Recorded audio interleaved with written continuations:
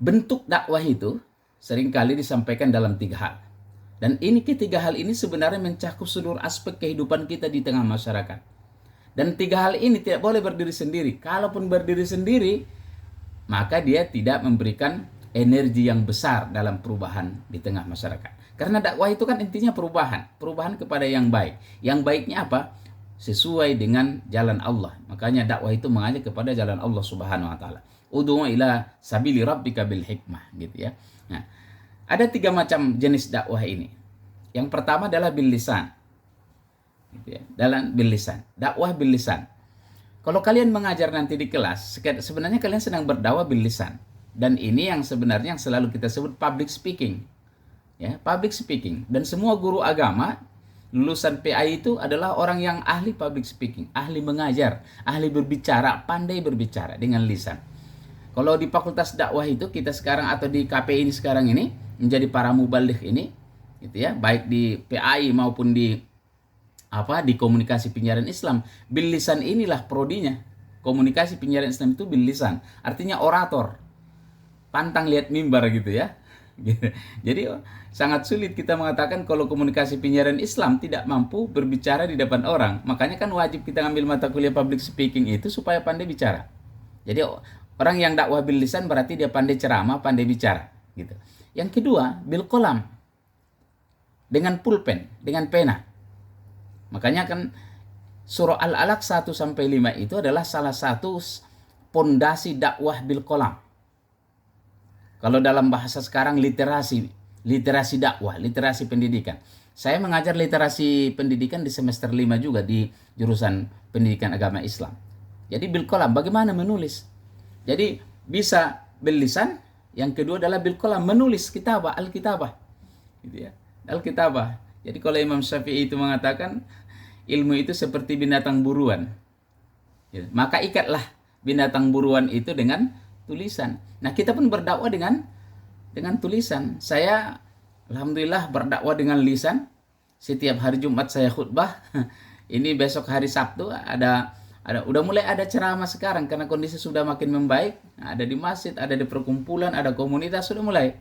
Tapi saya juga menulis. Nah, tadi pagi saya habis sholat subuh sampai jam tengah 7 saya menulis. Karena menyiapkan buat Hikmah Republika untuk hari Jumat besok. Jadi saya menulis hari ini Selasa Rabu, karena Rabu malam harus saya kirim teksnya ke redaksi. Insya Allah hari Jumat dibuka, dimuat di Republika. Judulnya Teladan Sepanjang Zaman, karena kita menyambut Maulid Nabi Muhammad Sallallahu Alaihi Wasallam. Itu dakwah bil qalam.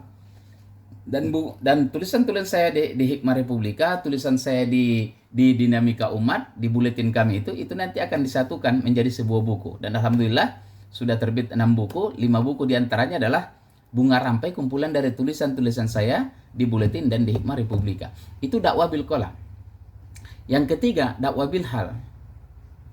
Ada memang kita harus mengambil sisi aksi sosial.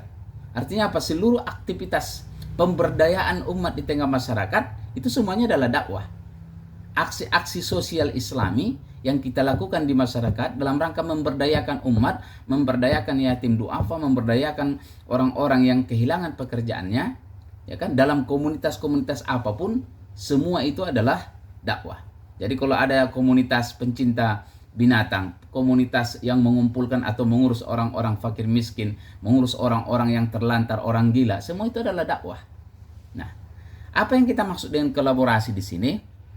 Kita tidak bisa lagi sekarang berdakwah hanya lisan saja. Harus didukung dengan tulisan. Gitu Siti Nurmah ya. Kita tidak bisa lagi hanya ceramah. Gitu ya.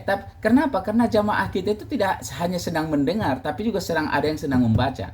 Memang kalau dibandingkan lebih banyak orang senang mendengar daripada senang membaca. Makanya tradisi lisan kita, oral ini, ceramah ini tetap tidak bisa dihilangkan.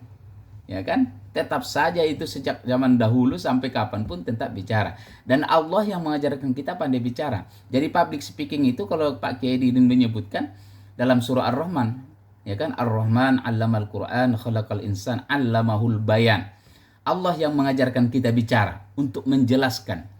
kepada manusia itu bil lisan. Nah, bil qalam kitabah itu iqra bismi rabbikal ladzi khalaq khalaqal insana min 'alaq. Iqra, bacalah, wa rabbukal akram alladzi 'allama bil qalam.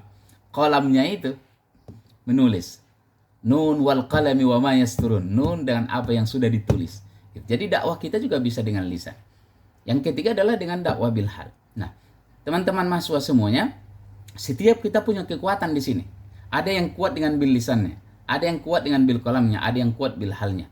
Ini harus berkolaborasi.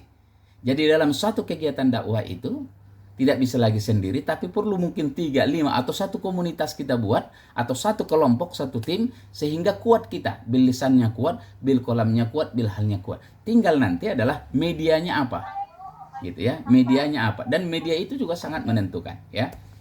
Oke.